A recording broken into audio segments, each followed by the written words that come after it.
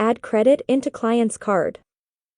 Adding credit to your client's account in ITland's real estate CRM is both seamless and efficient. Here's how you can do it. 1. Begin by clicking on the plus button to initiate the process of adding credit to the client's account. 2. A user-friendly pop-up screen will appear, allowing you to enter the amount you wish to add or deduct from their account. 3. For adding credit, simply input a positive value, such as 6.95. Conversely, if you intend to deduct credit, enter a negative value, like -3.95.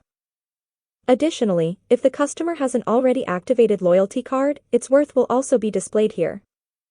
This feature enables customers to easily redeem their points, enhancing their experience and fostering loyalty. The points will also be displayed in the customer's portal, providing them with full visibility of their available points. This streamlined process ensures that every customer can easily track and utilize their points, making ITland's real estate CRM the perfect solution for efficient real estate management. Thanks for using ITland CRM. We hope this guide has been helpful to you. If you have any questions or queries, please feel free to talk to us or request a call back via itlands.com.